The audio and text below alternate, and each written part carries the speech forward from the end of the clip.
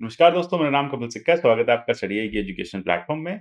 Crack UPSC CSC prelims through MCQs की series में आज हम करने जा रहे हैं अगला सेट। जैसे मैंने आपको प्रॉमिस किया हुआ, स्टैटिक और करंट दोनों तरह के टॉपिक्स यहाँ कवर किए जाएंगे। हिंदू इंडियन एक्सप्रेस योजना, कुरुक्षेत्र जैसे इंपॉर्टेंट जो सोर्सेज है वो हम कवर कर रहे हैं। साथ ही साथ 2021 में जिस तरह के क्वेश्चंस पूछे जा रहे हैं उन सब का यहाँ पे एक्सटेंसिव कवरेज है। इसके अलावा करंट अफेयर्स, स्टैटिक सब कुछ यहाँ पे कवर किया जा रहा है।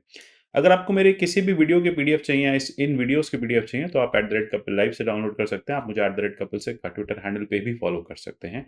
अभी तक हम 70 क्वेश्चंस डिस्कस कर चुके हैं। काफी इंपॉर्टेंट क्वेश्चंस हमने डिस्कस किए। आपने देखा पॉलिटी के एग्जाम पॉइंट ऑफ व्यू से जिस तरह से क्वेश्चंस आते हैं, जो स्टैंडर्ड है वो सारा हमने यहाँ डिस्कस किया है। आज हम 71 ऑनवर्ड्स डिस्कस करेंगे। 71 क्वेश्चन अमेंडमेंट से रिलेटेड है। Consider following statement with regard to amendment to the constitution. Amendment of the Constitution can be initiated only by the introduction of bill in Lok Sabha. Amendment जो है सिर्फ लोकसभा में एक bill introduce करके किया जा सकता है। Bill can be introduced only by a minister and not by a private member. Bill must be passed by each house by a special majority.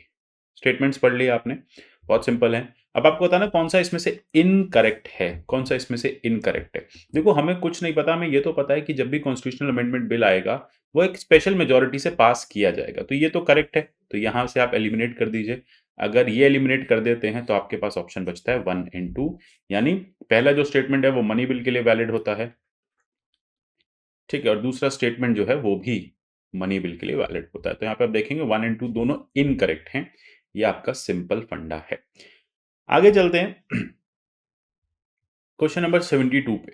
Which of the following provision in the constitution can be amended bye simple majority of 2 houses of parliament. कौन सा constitution amendment bill जो है, कौन सा constitution में ऐसा कौन सा प्रोविजन है जिसको हम एक सिंपल मेजोरिटी से अमेंड कर सकते हैं। एडमिशन और establishment of new state, abolition or creation of legislative councils in states, then election of president and its manner। आपको याद होगा, ऐसा कोई भी अमेंडमेंट जो स्टेट सेंटर रिलेशंस को विशिएट करता है वो हमेशा आपका स्पेशल मेजोरिटी से होता है। अदरवाइज बाकी जो आपके अमेंडमेंट्स होंगे वो सिंपल मेजोरिटी से होंगे। अब आप स्क्रीन पॉज कीजिए और इसका आंसर देने की कोशिश कीजिए। बहुत सिंपल है इसका आंसर। 3 की अगर मैं बात करूं, प्रेसिडेंट के केस की बात करूं, तो प्रेसिडेंट के केस में आप देखेंगे एक स्पेशल मेजोरिटी, यही मैंने कहा ना कि रिलेशन विशिएट करता है, तो यहाँ पे जहां फेडरलिज्म इंपैक्ट होता है वहां स्पेशल मेजोरिटी यूज किया जाता है। ये दोनों नॉर्मल है।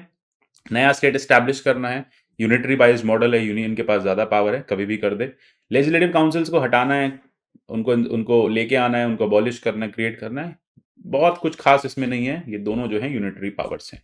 तो A is the correct answer. Simple है। तो प्रोविजंस में आप देखेंगे नया स्टेट एस्टैब्लिश करना है, बॉर्डर्स ऑल्टर करने हैं, लेजिस्लेटिव काउंसिल हटानी है। सेकंड शेड्यूल में आपको प्रिविलेजेस वगैरह को या अलाउंसेस को आपको चेंज करना है, सैलरीज को चेंज करना है, कोरम जो है पार्लियामेंट का चेंज करना है, सैलरीज मेंबर ऑफ पार्लियामेंट की चेंज करनी है, rules of procedure in parliament, language के केस में इंग्लिश यूज करना है नहीं करना है, जजेस के केस में नंबर ऑफ जजेस बढ़ाने हैं कम करने, ऑफिशियल लैंग्वेज के केस में, सिटीजनशिप के केस में, इलेक्शंस के केस में, डीलिमिटेशन के केस में, यूनियन टेरिटरीज के केस में, 5th शेड्यूल, 6th शेड्यूल, ये सब आपके सिंपल मेजोरिटी से आ जाते हैं। सिंपल है, क्वेश्चन भी उतना ही सिंपल है।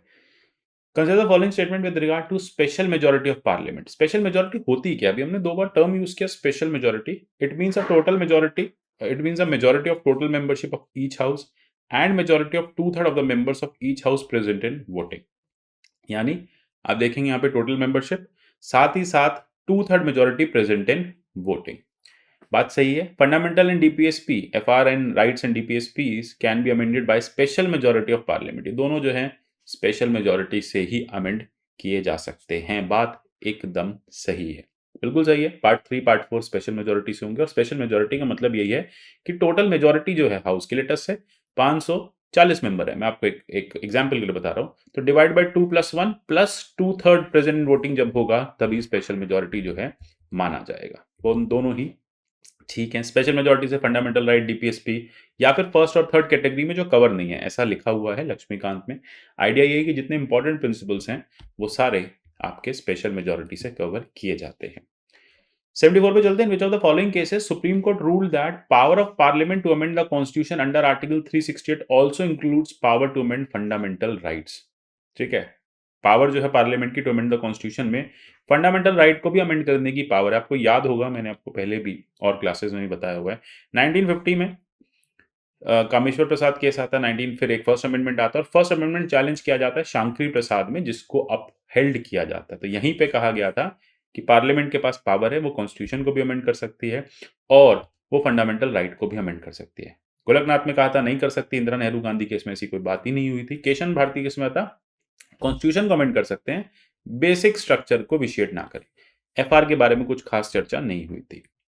चलते हैं आगे। Question 75 with regard to Keshav Bharati case consider the following statements. Keshav Bharati case में आपको फॉलोइंग स्टेटमेंट्स बताने हैं। Supreme Court ruled that Parliament is empowered to abridge और take away fundamental rights. Parliament के पास पावर है कि वो फंडामेंटल राइट्स को ले सकती है in case court laid down a new doctrine of basic structure. आपको बताना है कौन सा इसमें से गलत है। बेसिक स्ट्रक्चर की बात कोर्ट ने केशव भारती केस में कही थी, लेकिन क्या फंडामेंटल राइट्स को ले सकती है, इस बारे में मैंने आपको अभी अभी बताया कि ऐसी कोई भी चर्चा नहीं की गई थी। आप कोई ऐसे दोनों ही बेसिकली यहाँ पे करेक्ट हैं। यही चर्चा की गई थी कि फंडामेंटल राइट्स को कोर्ट जो पार्लियामेंट जो है वो विशिएट कर सकता है, बट यहाँ पे एम्पावरमेंट नहीं मिलेगा। तो दोनों ही यहाँ पे करेक्ट आएंगे। क्लियर हो गया, कोई कंफ्यूजन नहीं है। चलते हैं 76 की तरफ। Which of the following is are basic features of the constitution. कौन से इसमें से बेसिक फीचर्स हैं? केशव भारती केस में बेसिक फीचर्स की बात की गई थी, लेकिन क्या एग्जैक्टली है ये मेंशन कभी नहीं किया गया। ये ओवर द टाइम अलग अलग केस लॉज में आए। इफेक्टिव एक्सेस टू जस्टिस है, फ्रीडम डिग्निटी ऑफ इंडिविजुअल है, limited power to amend the constitution है, जुडिशियल रिव्यू है, सेपरेशन ऑफ पावर है, रूल ऑफ लॉ है। ये सब जो है आपके बेसिक स्ट्रक्चर में आएंगे। All are correct.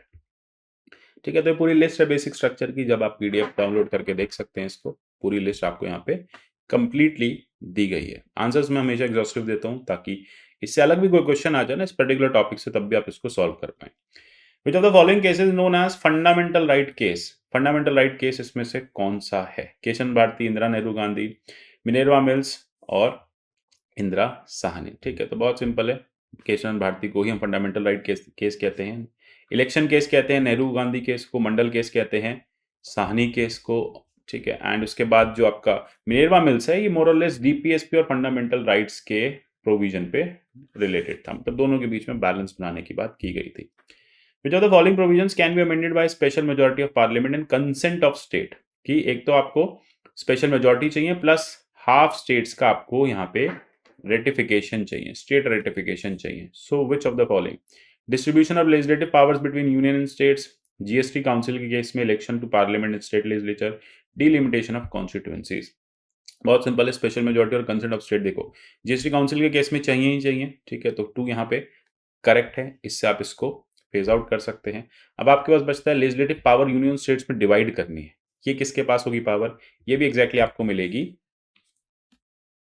स्टेट्स इसी कॉन्सेंट से। लेकिन पार्लियामेंट और स्टेट लेजिस्लेचर के इलेक्शन को लेकर और डिलिमिटेशन ऑफ कॉन्स्टिट्यूएंसीज को लेके यहाँ पे देखो सिंपल सी बात है, 4 को एलिमिनेट कर सकते हैं। कॉन्स्टिट्यूएंसीज के केस में स्टेट के पास कोई पावर नहीं होती है, पार्लियामेंट के पास होती है, आर्टिकल 83, 84। ठीक है, तो इससे अगर आप 4 को भी हटाएंगे तब भी आप अपने डेस्टिनेशन तक पहुंच जाएंगे, आंसर आप लगा देंगे। इसका लिस्ट दी हुई है स्पेशल मेजॉरिटी के केस में कहां पे दोनों की जरूरत पड़ती है। Then procedure of the amendment of the constitution is borrowed from. हमने कॉन्स्टिट्यूशन के अमेंडमेंट का प्रोसीजर कहां से लिया? बहुत सिंपल है, अमेंडमेंट प्रोसीजर हमने लिया है यहाँ पे साउथ अफ्रीका से। ठीक है, तो साउथ अफ्रीकन कॉन्स्टिट्यूशन में अमेंडमेंट का कंप्लीट प्रोसीजर जो है वो दिया गया था। चलते हैं आगे। Which of the क्वेश्चन 18 देख लेते हैं। The criminal proceedings arising out of schedule caste and schedule tribes prevention of atrocities act 1989, इसको क्वैश किया जा सकता है। ठीक है, कौन इसे क्वैश कर सकता है क्रिमिनल प्रोसीडिंग को? बहुत सिंपल क्वेश्चन है। देखो जब SC/ST एक्ट की बात आती है, सबसे पहले तो आप देखेंगे कि नेशनल कमीशन SC/ST जो है उसका जो प्रोविजन यहाँ पे है वो बहुत ज्यादा आपको हेल्पफुल नहीं दिखेगा। ठीक है, आपको जो दिखेगा सिर्फ और सिर्फ कोर्ट्स का प्रोविजन यहाँ पे दिखेगा। ठीक है, तो आप SC/ST और SC और ST की जो नेशनल कमीशन है वो सिर्फ और सिर्फ एक कंप्लेंट मैकेनिज्म जो है वो ले सकती हैं। लेकिन अगर इसको क्वैश करने की बात, अभी हाल ही में देखा होगा आपने, सुप्रीम कोर्ट इसको क्वैश कर देता है, कोर्ट पे क्वैश होता है, हाई कोर्ट से क्वैश कर देता है इसको एक्ट के अकॉर्डिंग। ठीक है, तो कोर्ट हमेशा यही कहता है कि आर्टिकल 15, 17, 21 को माइंडफुल रह के देखना चाहिए। ठीक है, एक ट्विनफोल्ड ऑब्जेक्टिव है, उसे अचीव करना चाहिए। अगर कुछ भी ऐसा होगा तो हाई कोर्ट या फिर सुप्रीम कोर्ट जो है वो उसको यहाँ पे क्वैश कर सकता है। ठीक है, तो क्रिमिनल प्रोसीडिंग्स हटाई जा सकती हैं। ये जो है क्रिमिनल प्रोसीडिंग्स इनिशिएट करते हैं और ये जो है इनिशिएट और क्वैश दोनों कर सकते हैं। क्लियर है? आई गेस अब फंडा आपको क्लियर हो गया होगा। बाकी सारी चीज़ें यहाँ मेंशन है, किस तरह से वर्क करता है सीएसटी एक्ट, ये सारी चीज़ें आपको मिल जाएँगी आपके इस पीडीएफ में, ठीक है? तो देख लो इतना इसमें कि क्वेश्चन पावर कोर्ट के पास है, किस तरह से इसको इन्वोक किया जा सकता है सीएसटी एक्ट के केस में। कोर्ट को लगता है कि जो मैटर है वो ठीक नहीं है, या जो उसमें फैक्ट्स हैं वो ठीक नहीं है, पर्सन को अननेसेसरी यहाँ पे कल्प्रिट बनाया जा रहा है, विक्टिम बनाया जा रहा है, ठीक है? तो यहाँ पे आप सॉरी कल्प्रिट बनाया जा रहा है, तो यहाँ पे कोर्ट जो है बेसिस ऑफ कॉम्प्रोमाइज़ सेटलमेंट, ठीक है? या फिर कोई भी अंडरलाइन ऑब्जेक्टिव है, कॉन्ट्रावेंशन में नहीं है, डिमिनिश्ड है, फेलनी है, कोर्ट उसको अनपनिश्ड जाने दे सकता है। आशा करता हूँ क्लियर हो गए होंगे क्वेश्चंस। मिलेंगे कल अगले सेट में, तब तक के लिए goodbye, take care and God bless you all.